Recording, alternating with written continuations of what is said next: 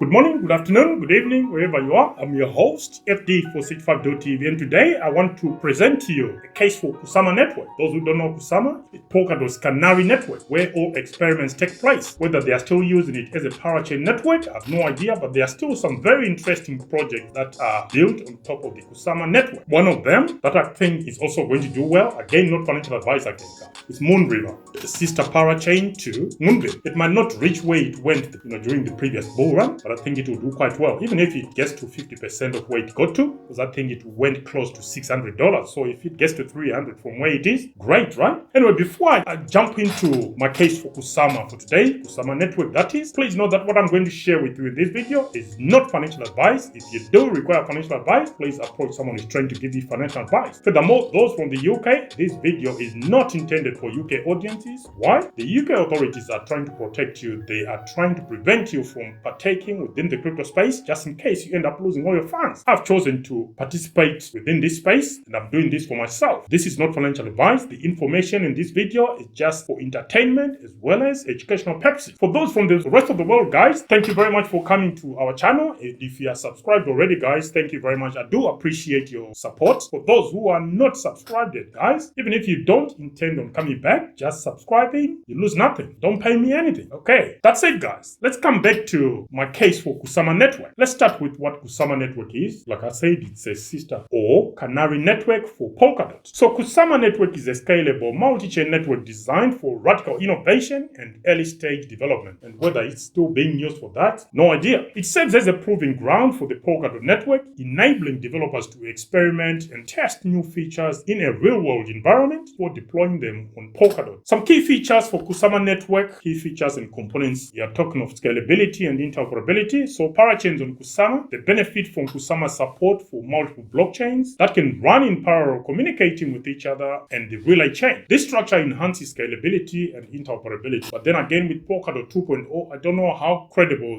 all these claims are now. We also have cross-chain communication, where Kusama enables different blockchain networks to exchange information and assets seamlessly. As far as governance is concerned, there is decentralized governance on Kusama, which I think they do experiment on Kusama first before they roll it out onto Polkadot. Kusama's governance model allows stakeholders to vote and implement changes. This includes decision on upgrades, fixes, and other modifications. On-chain governance as well. It's not just decentralized, it's also on-chain, where all stakeholders, including the community, developers, and validators, can participate in the governance process directly on the blockchain. Because I believe in the past, there used to be a committee. So committees were voting on what's in the interest of everyone else. But now it's on-chain, which is great. And the experimentation and innovation part here, rapid iteration, where Kusama is designed to allow for fast-paced development and testing of new features and technologies. There are also low barriers to entry. The network encourages experimentation by providing lower entry barriers compared to more mature networks like Polkadot. And as far as security is concerned,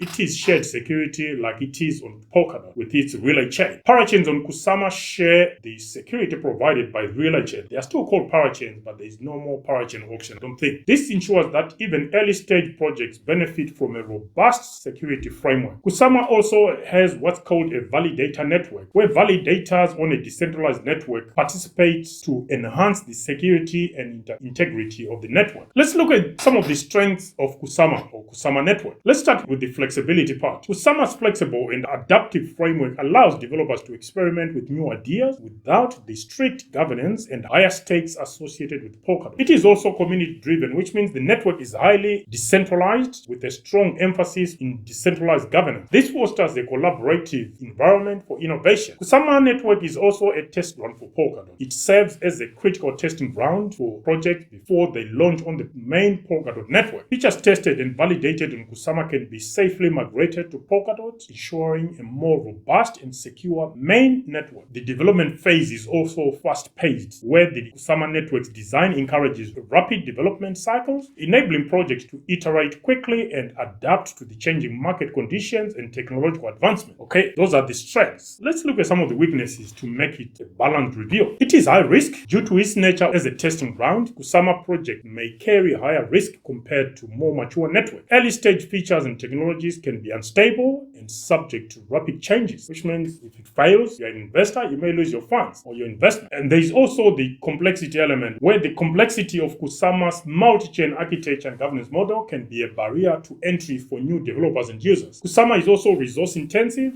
Running and maintaining a parachain on Kusama requires significant resources, which may limit participation to well-funded projects and teams. But at this point in time, I think the entry threshold is quite low. Let's look at some of the use cases and applications for the Kusama network. DeFi platforms go and build on Kusama. We are talking of decentralized finance or DeFi projects that leverage Kusama for testing new financial products, services, and protocols before launching on Polkadot. Mind you, that didn't stop projects like PolkadotNetwork from messing up on Polkadot. Even though they'd done their testing on Kusama, they lost quite a bit with their stablecoin, and the project is still suffering even now. I don't know if it will ever recover to be one of the best projects, but before that, I honestly thought PolkadotNetwork was going to be a decent project for Polkadot because Karura, which is the sister parachain that was tested on Kusama network, it done not bad. And then Akala came, now it fizzled. But there you go. The next use case is for NFT marketplaces, non-fungible token marketplaces, which use Kusama to experiment with new ways to create, trade, and manage digital assets. I think there's a project, what is it called? I think Star Network have done quite a bit of that, experimentation, and I think now they're doing it on Polkadot. Kusama network is also used for DAOs, or decentralized autonomous organizations, that utilize Kusama's governance framework to test new models of decentralized decision-making and community management. Then we have gaming, blockchain-based gaming projects experimenting with innovative gameplay mechanics, asset ownership models, and cross-game interoperability on Kusama. One of the projects that even now I still vouch for it, Remark, it used to be on Kusama, but now it's migrated all over the place. I think now it's on Base. I think it's still, certain things are still on Kusama, but the token, the Remark token itself is now on Base, and one of their signature projects as well, Skybridge, is now migrated to Base. So there are some issues there. Anyway, in conclusion guys, Kusama is a unique and essential component of the Polkadot network, or at least it used to be, providing a dynamic and flexible environment for early-stage development and experimentation. Its focus on rapid iteration, decentralized governance, and shared security makes it an ideal platform for testing and validating new features and technologies. However, its experimental nature also means higher risk and complexity, which developers and users